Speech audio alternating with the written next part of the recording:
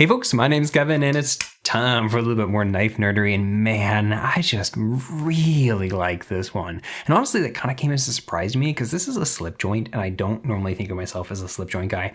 Anyway, what do we got here? This is the prototype of the upcoming Urban EDC Barley. So right off the bat, this is the latest knife coming out of Urban EDC, but in a way, this is also the latest knife coming out of Divo Knives because they're the ones who designed this. Officially speaking, this isn't just an exclusive colorway or something. This is a full-fledged Urban EDC knife. They own the design, they're the ones behind the production of the knife. It's just like something like the F5.5 or the Baby Barlow, but instead of partnering with Jesper Voxnaes or Justin Lundquist, this time they partnered with Divo Knives. Okay, quick update. These are finally dropping. The pre-order is going to happen this Wednesday as part of the weekly gear drop. The pre-order price is starting at $2.99, and for what you're getting here, not only is that what I was expecting, but I think it's totally worth it. I'm going to have a link down in the description. If you use that, it'll help out my channel financially, but no pressure, no obligation, but always appreciated. Okay, now let's get back to the video. So if you're not familiar with Divo, it itself is a partnership. It's a collaboration between Kevin, aka Lefty EDC, and Colin, aka CM Knife Designs. And they've been incredibly prolific for such a young company, but I'm really digging the designs they've been putting out lately. The shapes and everything going on here, it's right up my alley. I really like it. It's also just kind of cool because this is the first slip joint design out of Divo. Slip joints seem to be having kind of like a comeback, if you will. It was folks like Jack Wolf Knives and Tactile Knife Co. Them having a lot of success with these modern takes on a traditional style. Speaking of incredibly prolific people, Ben at Jack Wolf seems to have a new knife design like every month, and people are just eating them up. But Ben actually helps Divo nail down the geometry for the walk and talk, and we're going to talk all about that in a minute because it's actually really cool how stuff like that works. Now, the other really cool thing about these kind of modern takes on slip joints is that they're being done in modern materials. This here is in titanium and M390. And another cool thing is that they're just being built using modern construction methods. Traditional slip joints were commonly pinned together, so instead of having screws here, there'd be a pin that is press fit in and kind of tamped down. And what the result is that something like this with T8 screws, this is disassemblable. So it makes maintenance not just easier, but kind of possible in a way it just wasn't before. And last thing I want to say here is that it's also just cool getting to see what modern ultra precision super knife makers like Riot Knives can do with the slip joint design, because I fully assume this is made by Riot. Like, officially speaking, Urban EDC can't say that their knives are made by Riot. It's fairly common for Riot to force an NDA when they do the OEM work at certain scales or certain price points. But I have very high confidence that Urban EDC's previous knives were all done by Riot, and so I assume this is the same.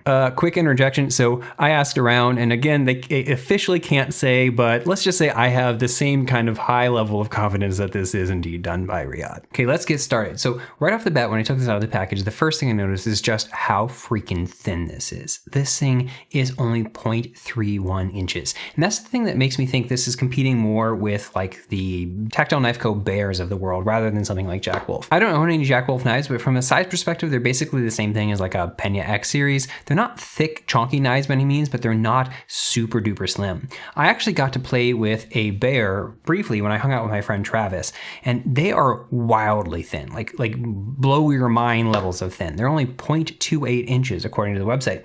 And honestly, I think for a lot of people that might be verging on too thin, it feels kind of magical when you experience it for the first time because it's just so thin. But from actually use perspective, I imagine it feels a little bit too thin in your hand. So this, a little bit of additional thickness here, 0.31, makes this super disappear in your pocket slim, but it fills your hand in a way that's actually pretty nice. And that thinness continues here at the blade. This blade stock is 0.086. Now that's the exact same blade stock that I measure on something like the Quiet Carry Waypoint. They list those, same thing with TRM, they list their stuff at 0.09, but every time I put them on my calipers, I get 0.086. So this is very thin, slicey blade stock. And you might think that this isn't the kind of knife that you can do real cutting with because it's not locking. But the reality is that the pressure it takes, the amount of force it takes to close this is strong enough, and the design here, if you're using this choked up position, it's nearly impossible to close this knife on your hand. Now, obviously use your best judgment and be safe when you're cutting with a knife that doesn't lock, but this is the kind of thing that you can actually use to do real cutting with, and the cutting geometry here is perfect for it.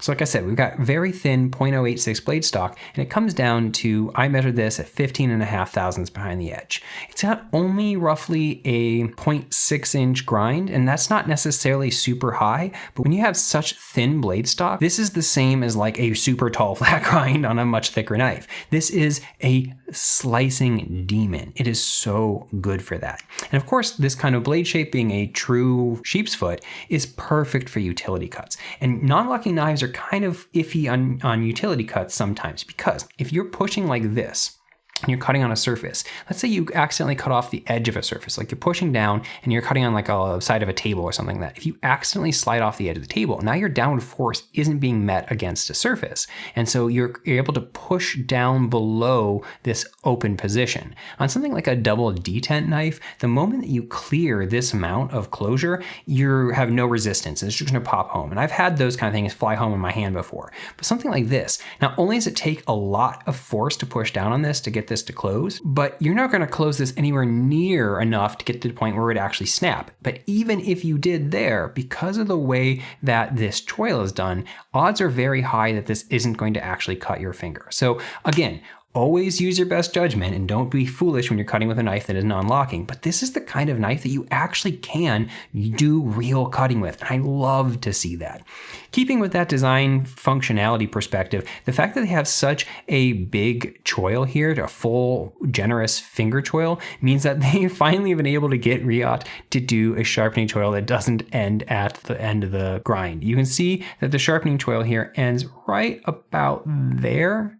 And so it's not like a huge distance from a vertical perspective, but you do have some decent sharpening distance here before you're going to start causing a smile. And like I said, this is intended to be a finger choil, obviously, and it's quite a generous finger choil. I have medium glove size hands, and even if I put like the absolute thickest part of my finger up here, I don't come close to getting up on that blade. But another really important thing is that they've cut off the little back corner here. You can see this comes up at an angle. And so if you do have really thick fingers and find yourself coming up against this, you're not going to get a little tiny puncture wound right there. And because you have the full blade stock this entire way, this is actually very comfortable. It doesn't feel like you're pushing against a flat little thin surface. Across the top, we've got a flat that runs the entire length. So we will have the full thickness blade stock all the way out to the edge out here, but we've also have a fuller going the entire way, and it's on both sides. Now this isn't a fuller in the sense that you can flick off under something like that, and it's not done for weight relief. It's a replacement for a nail nick. So I don't like nail nicks on knives. I think they're kind of ugly. They just kind of feel out of place, but when you extend it to fill this entire space like that, now it feels like a design element. But the other nice part about that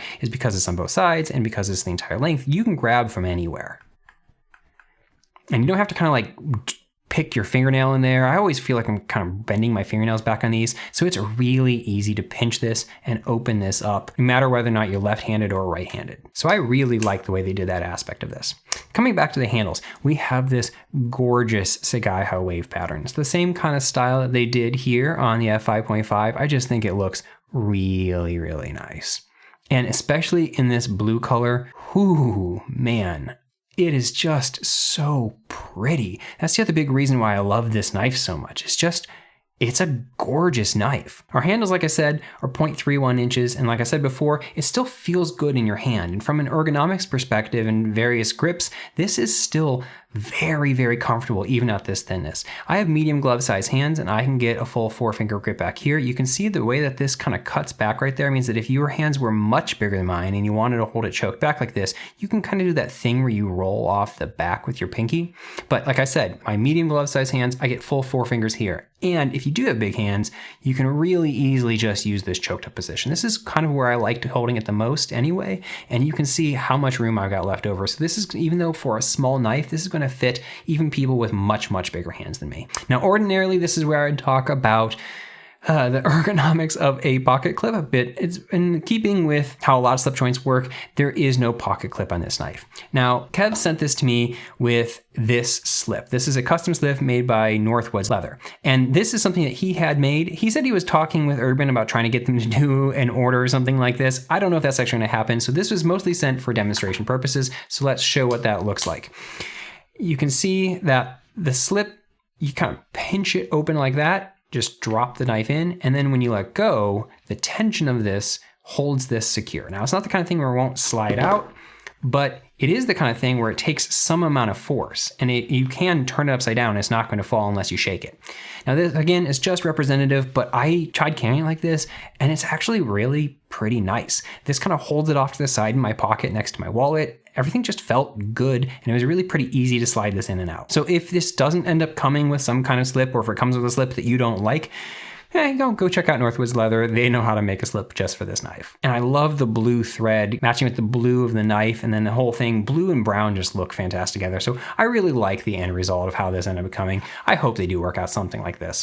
What else we got going on? We have a lanyard hole. And this is the kind of thing, I love the way this lanyard hole is done. I don't normally care about lanyards on knives. I don't use them, and so I don't care about lanyard holes on knives. My favorite kind of lanyard hole is this exact lanyard hole, where from this front, you don't see anything at all. You really only notice if you're looking at the back. And importantly, this is something I've talked with Kevin about on a lot of their knives. This is another knife I have, and this is another prototype. This is the upcoming nip. On some of their designs, they just haven't been able to position a lanyard hole from anywhere other than coming out the top. And coming out the top just isn't how you want a lanyard to sit, because it's not going to be able to sit out straight at the back, and you're not going to be able to hold it in the back of your hand. It's going to have a little lump up here. It's going to have to come up. It's just not how you want to do things.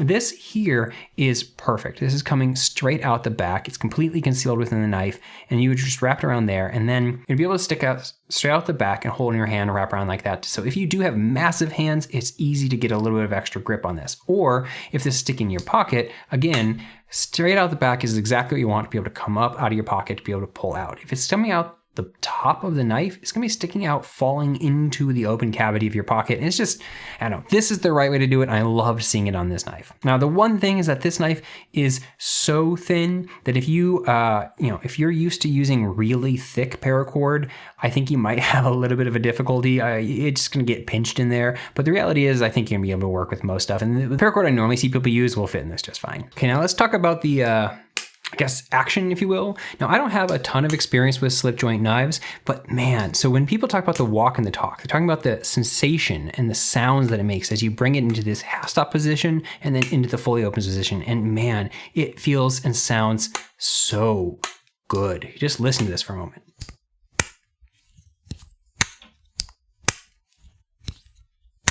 Oh, I love it. It feels so sturdy and authoritative as you're doing it. It takes a good amount of force to bring it into this half stop position, but it takes significantly more force to bring it into the fully open position. And that same thing happens in reverse. So it's going to take a good amount of force to get this closed, but then bringing the rest of the way home is a lot lighter. How they're pulling that off is actually really, really cool. But I want to mention one other thing first. There is a little stop pin right there. Do you see that? And not every slip joint has that. So this is a lockback, but the principle works pretty similarly when they open and close position. So the way that some slip joints work is that they have the tang part come up higher here than the rest of the blade. And so when it closes in, it's pushing against the back spring, the rest of the blade isn't making contact. But this style of knife, you can, if you push down on this, what you're actually doing is flexing the lock bar out just slightly. And so you can actually see that this is able to wiggle down just a little bit. And so by doing it this way with a stop pin, they guarantee that it's never going to turn any more than that. And you're never going to make contact with this blade. But the other thing you get there is you get an all at once kind of clack into home position. On slip joints that just rely on that back spring, that close noise is being muffled slightly by the fact that the spring is actually absorbing some of that and bouncing it back. But this, hitting just on that little stop pin, ooh, it's such a nice solid noise. But you will see that there is a little tiny mark right here. Is visible even from the side of where it's making that contact. What I really want to spend some time on is talking about why. How does this work? How do you do this? Why does it take so much less force to do this half than it does to do this half? So first, let's talk about from a physics perspective, what is going on there? Why does one side take more force than the other? And then from a design perspective, how do you design a knife to make it work that way? So the first thing we got to think about is just how does a slip joint work in the first place? So there is this piece of metal running along the back that acts as a spring. In order to open the knife, you have to bend this spring upward. And you can see that as we open it, that little bar flexes up and down. You can see from the top view right there, it's bending it up and down.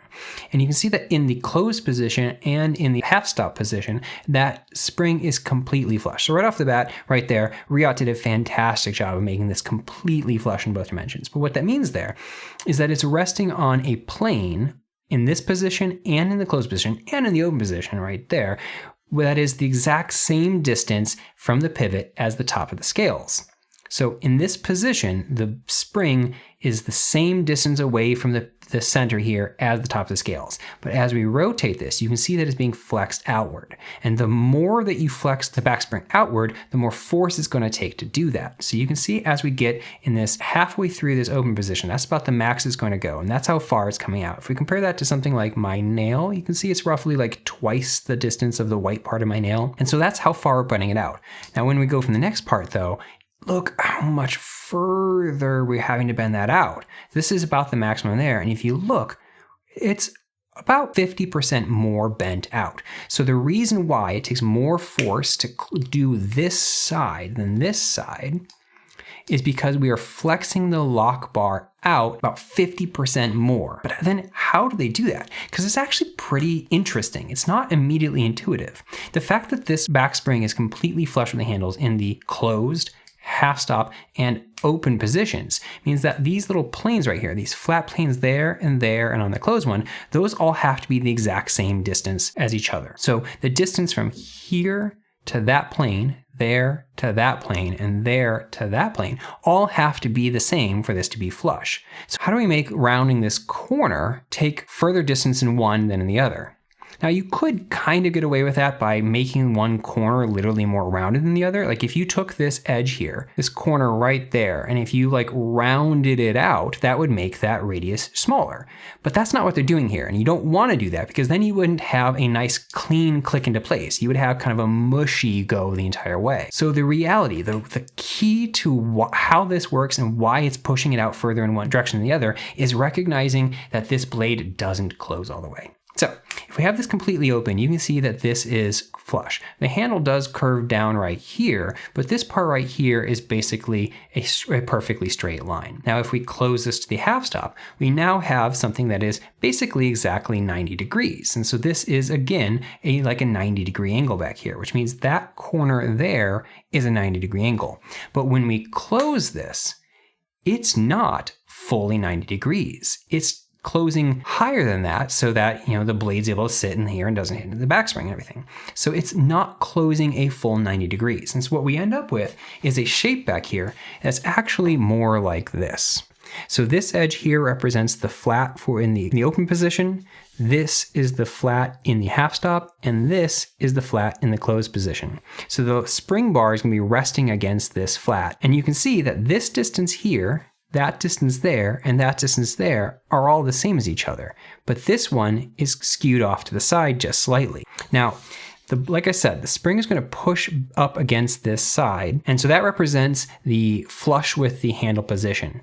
And as we rotate this around, it's going to have to bend outward to accommodate this increased radius. This line here is longer than that line there. If we keep going, it's going to come back down in, and now the line is getting smaller again, and we're back to that flush with the handle position.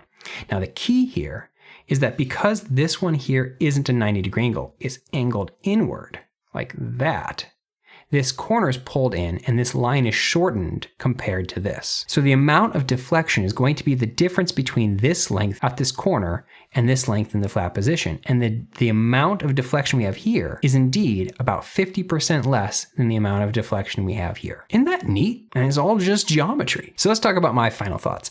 At the end of it, I really, really liked having this knife. I loved the experience of opening and closing it. Like I said, I don't have a lot of slip joints, and so this is kind of still a novel experience for me, and it has such a satisfying click into place. I also loved how incredibly slim this is. It was so pleasant to hold this in my hand. I pushed this through cardboard and it felt so comfortable and good. I did utility cuts with this and it felt so good. I used this to open a couple of packages. I basically used this as my primary carry for about a week, and it's so good. Now, will I get one? I I think I probably will. I like this so much, and the design aesthetic is so up my alley that I really enjoyed this. But am I actually going to carry it? I don't know. It strikes me as the kind of thing that I'm so used to having a pocket clip. I'm so used to not having to use a slip.